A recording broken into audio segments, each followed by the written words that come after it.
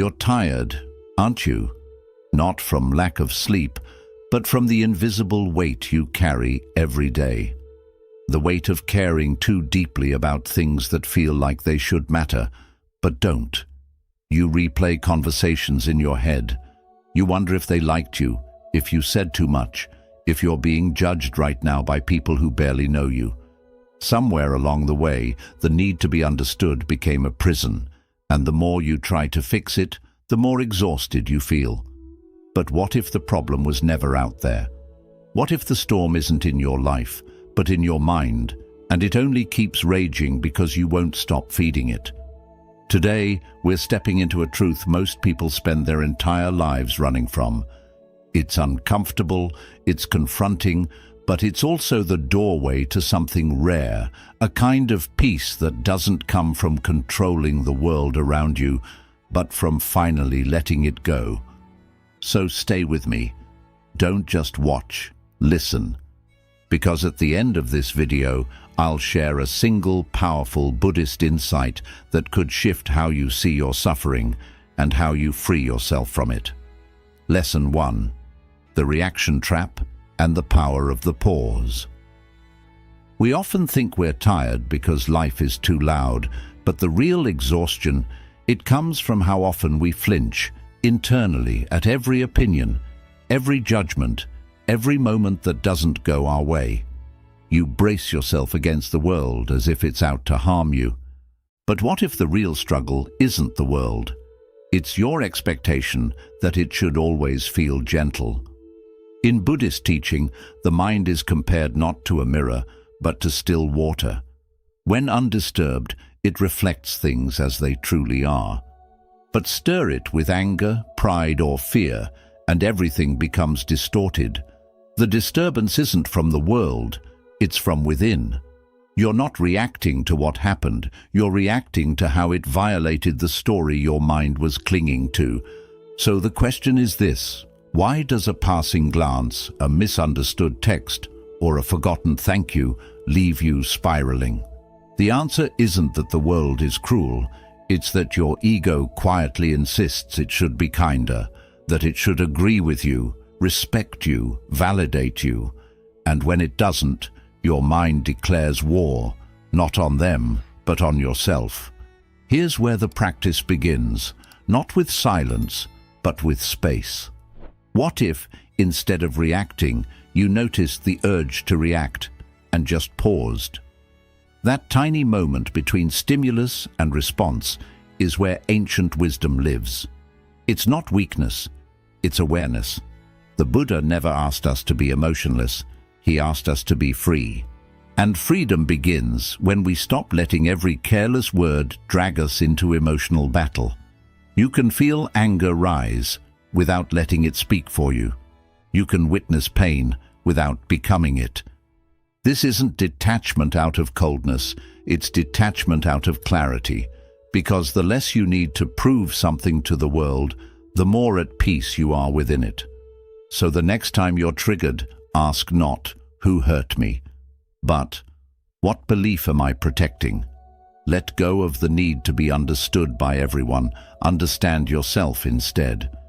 That's where the mirror clears, that's where the fire dies without burning, and that's where real power, quiet, grounded, lasting, begins.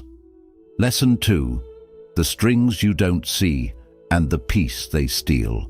You say you're in control, but if you pause long enough, you might notice something else, movements in your life that aren't entirely yours. You wake up and reach for your phone before your breath.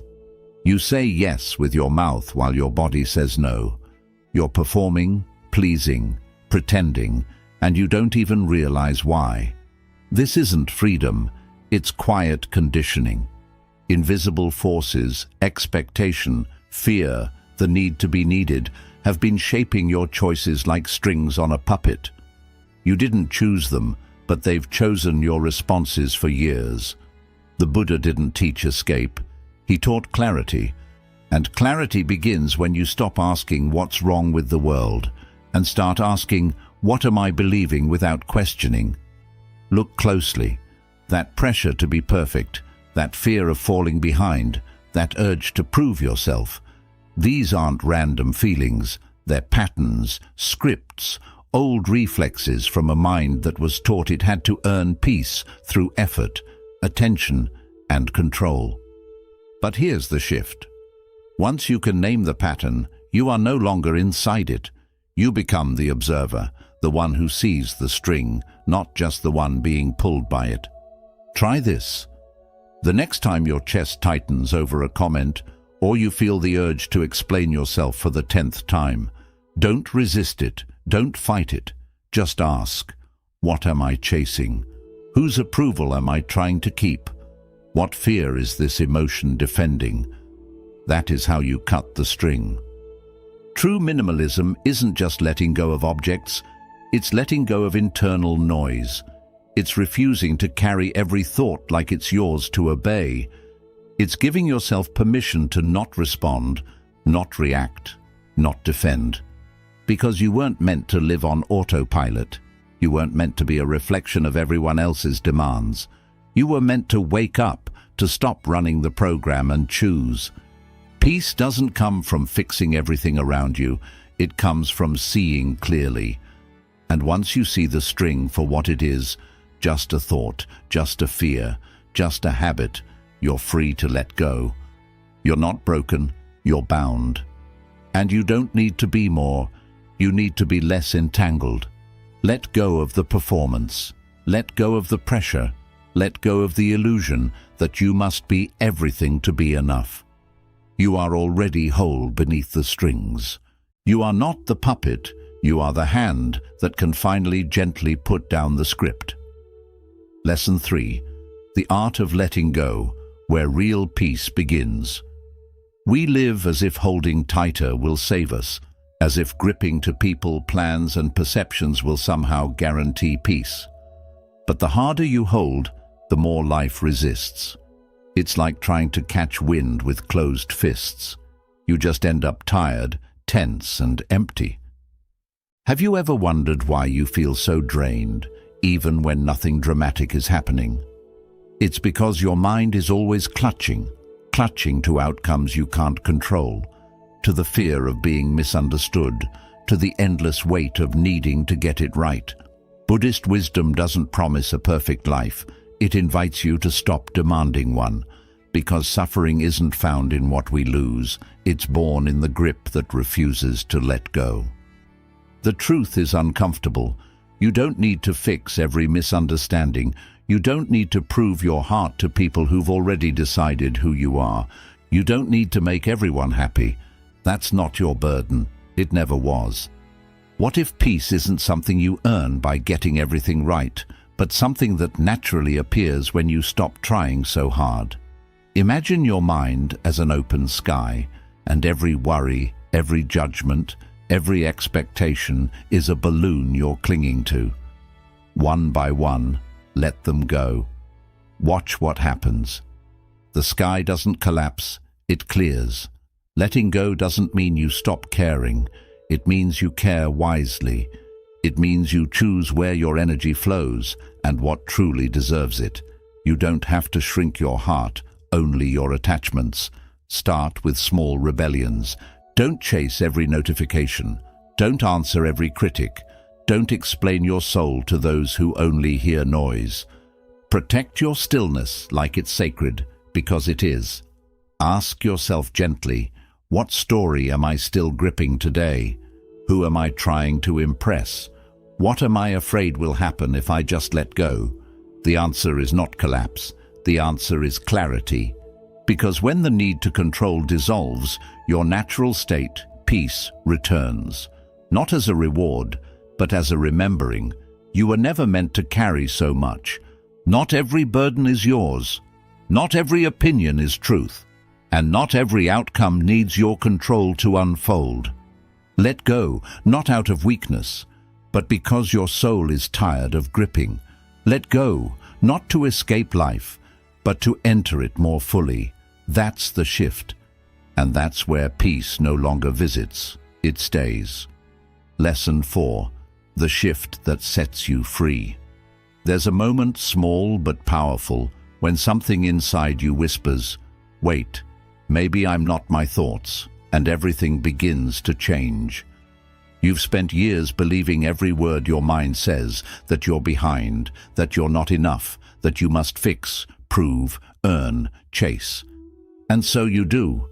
You run in circles inside your own head, mistaking the noise for truth, the storm for self. But here's the shift. You are not the storm. You are the sky that holds it. In Buddhist wisdom, this is where freedom begins. Not by controlling your thoughts, but by seeing them clearly. Thoughts will come. Doubts, fears, judgments. They arrive like weather, but weather is not the sky, and thoughts are not you. Next time anxiety tightens its grip, try this. Don't say, I am anxious.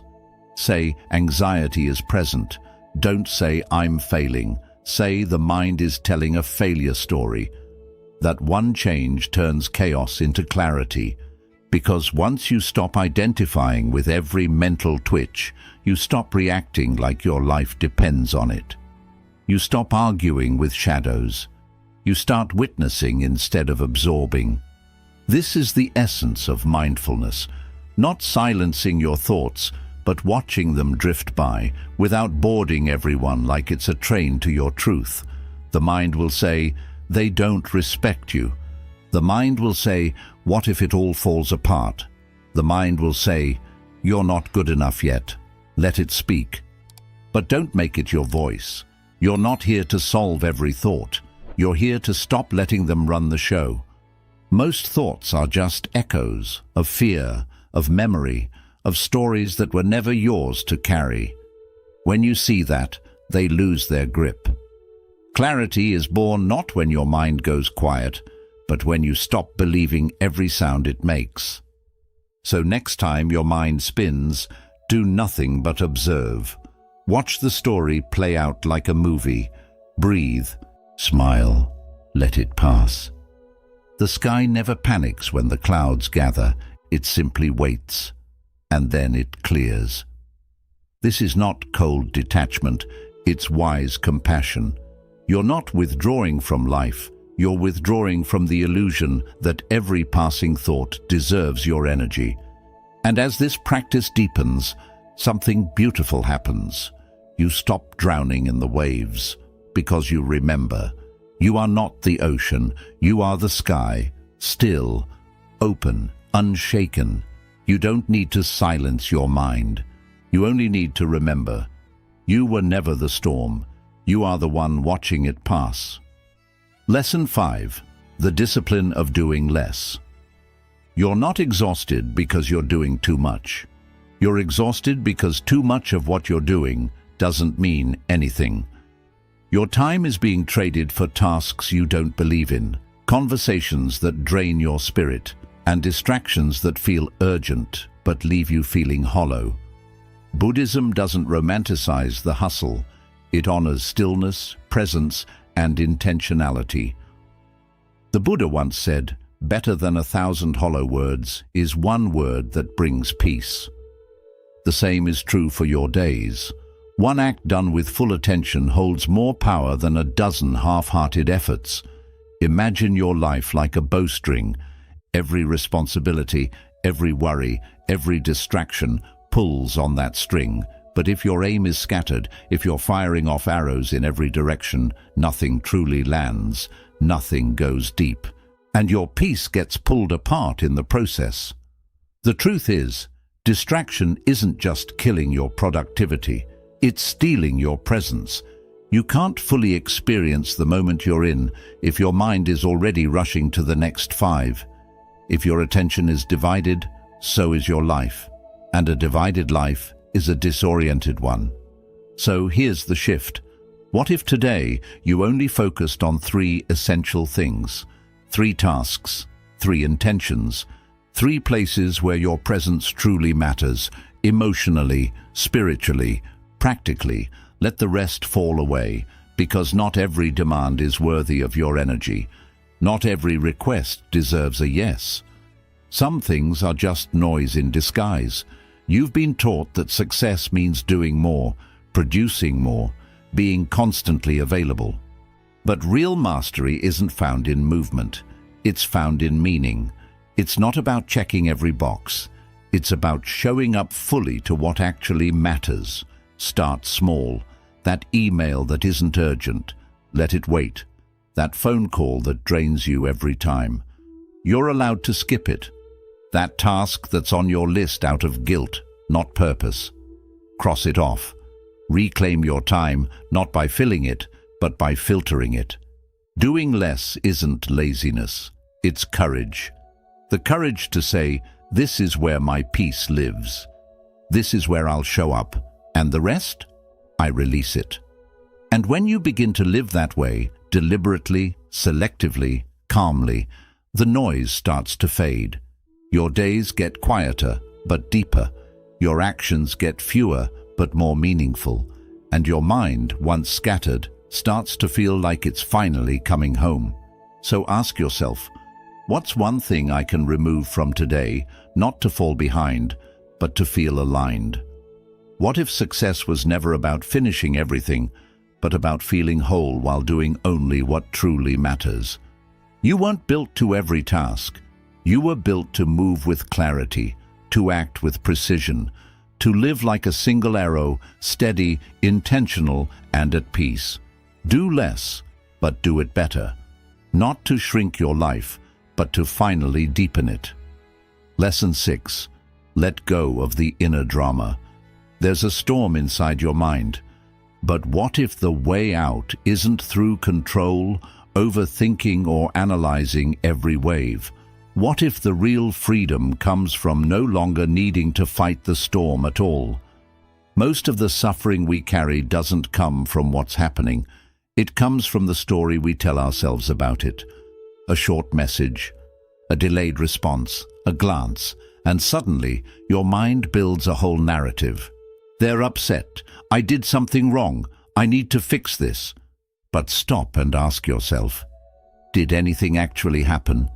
Or did your thoughts just spin a fiction and you believed it? You see, your mind is a storyteller. It's constantly casting you in roles. The one to blame, the one to fix, the one who's not enough. And if you're not careful, you'll live in those roles, responding to problems that don't exist, fighting battles that were never real, exhausting yourself over nothing. Buddhism teaches us something radical. You don't have to engage with every thought. You don't have to believe every feeling. You can simply watch, like the sky watches the clouds, like the ocean watches the waves. The next time your mind starts spinning, pause. Don't react. Don't solve. Don't feed the drama with more thinking. Just step back and observe. Ask yourself gently, is this real, or is this just a mental movie I'm watching? That one question can create space, and space is everything. In that space, you reclaim your peace. You shift from being the actor trapped in the script to the quiet witness who doesn't need to participate. You don't have to fix everything to be okay.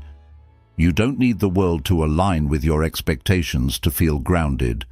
In fact, the moment you stop needing it to, your peace becomes unshakable. Here's your practice. Let go of one inner drama today.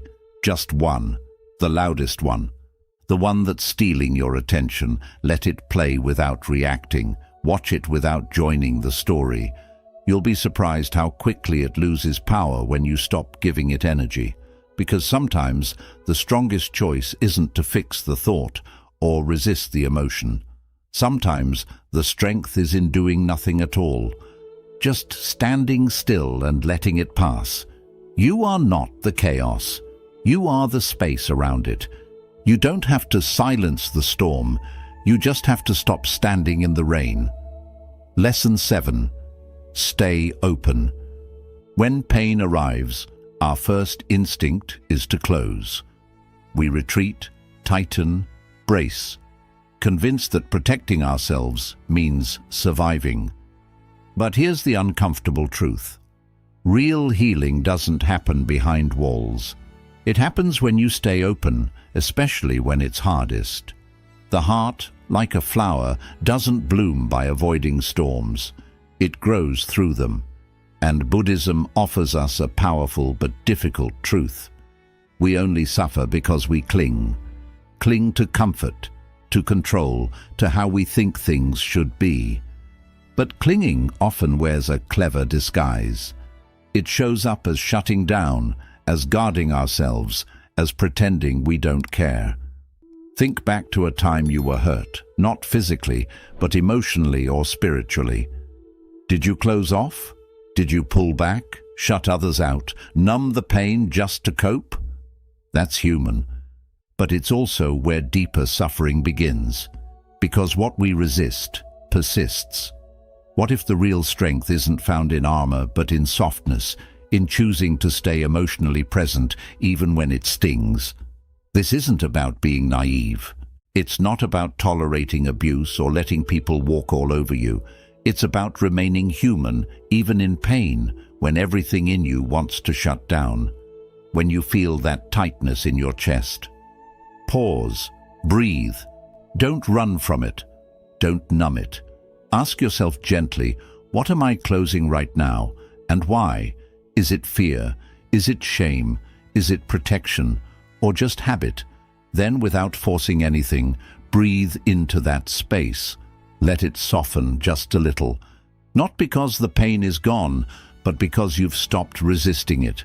And in that moment, you've reclaimed your power. You see, shutting down doesn't actually protect you. It just traps you. Inside old stories, recycled emotions, and walls that become cages. Staying open is what allows the pain to pass through instead of take root. It's what prevents discomfort from becoming identity. So here's your quiet practice. Next time life stings, don't collapse. Stay. Breathe. Notice what closes, and gently ask it to loosen. When you're offended, soften. When expectations aren't met, remain present. When fear knocks, open the door and realize it's just a messenger, not a master. Emotional resilience isn't about being unshakable. It's about choosing to stay soft, even when it hurts. And that softness is powerful. It tells your nervous system, I am safe. I don't have to shut down. That's not weakness. It's wisdom. It's a strength so rare, it almost looks like surrender. But it's not surrender to pain. It's surrender to truth. So ask yourself now, where in your life have you hardened? What would happen if you allowed even a small part of you to reopen, just for a breath, just for a moment? Because the heart that stays open, even after breaking, isn't fragile. It's expansive. And that expansion, that's where freedom begins. Lesson 8. Cut the rope of expectations. You wake up hoping for a kind word. Maybe a thoughtful text, a small gesture, a sign that someone sees you. But it doesn't come. And suddenly, your mood shifts. Not because life has wronged you, but because somewhere deep inside, you were holding a silent expectation. A rope pulled tight. Expectations are invisible threads we wrap around people, moments, even ourselves, hoping they'll hold everything together. But more often than not, they quietly strangle our peace. Buddhism teaches that attachment is the root of suffering, and expectations, they're just polished attachments, wrapped in the belief that life should unfold on your terms. But here's the truth. It's not the event that hurts.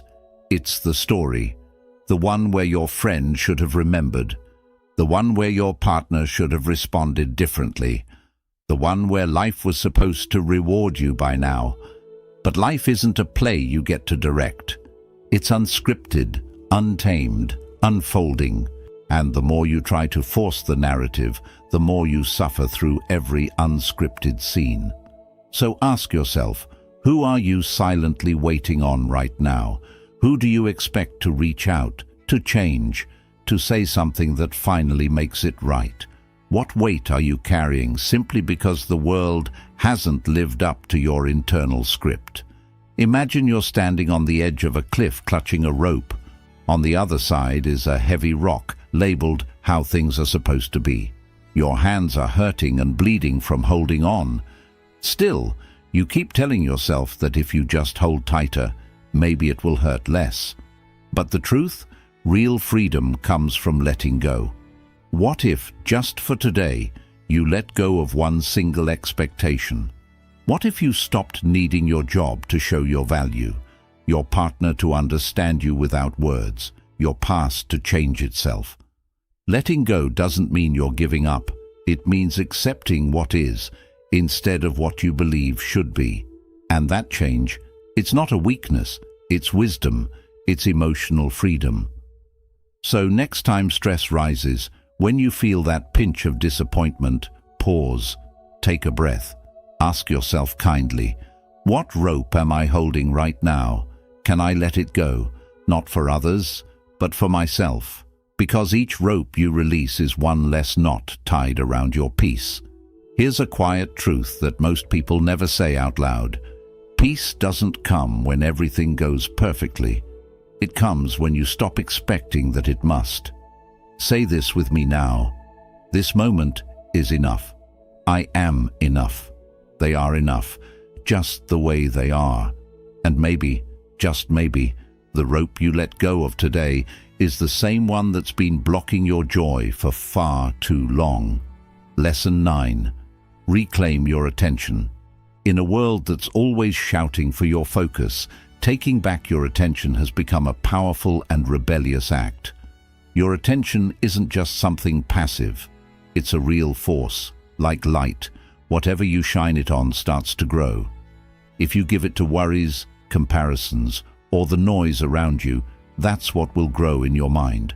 But if you turn it inward, toward presence, awareness, and calm, that's what will shape your reality. Buddhism reminds us that the mind is everything. What you think, you become. So pause and ask yourself, what am I feeding my mind today? Is it truth or noise? Peace or poison? The modern world is loud. Notifications, news, opinions, they don't stop. You get pulled in every direction before your feet even touch the floor. But somewhere beneath all that noise, there's a calm and quiet space inside you, a place the noise can't reach unless you allow it. Your job isn't to control everything around you. It's to keep returning to that quiet space, again and again. Focus is your true superpower, not just for getting things done, but for staying peaceful.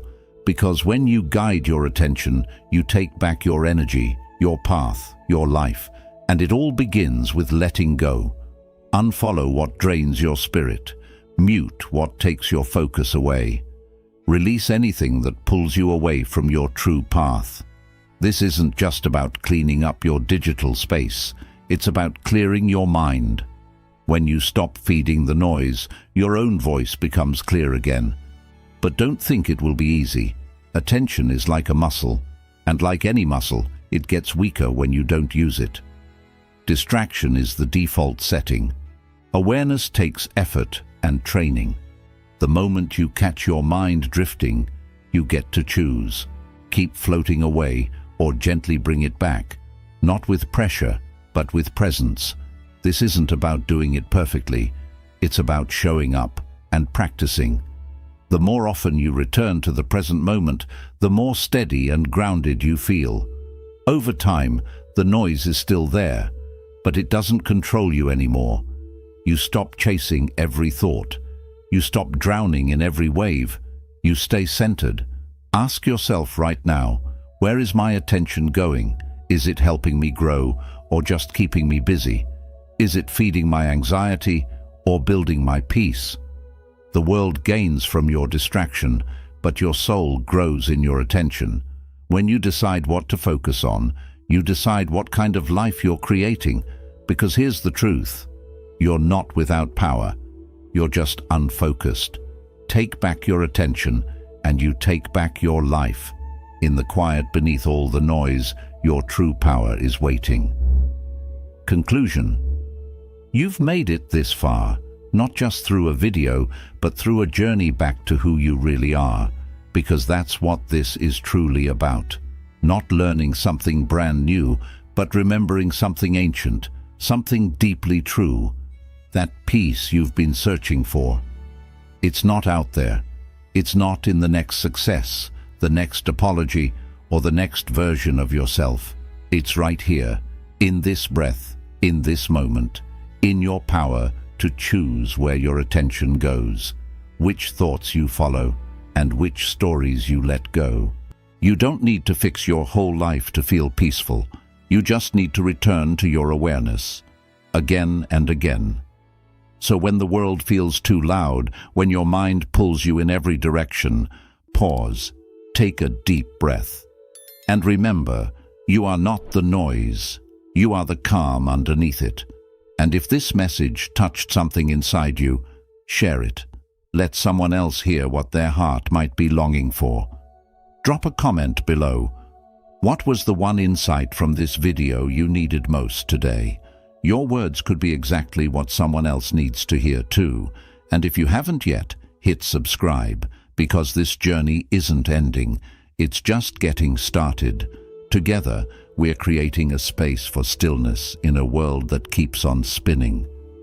Until we meet again, stay grounded, stay open, stay here. You are not the storm, you are the sky.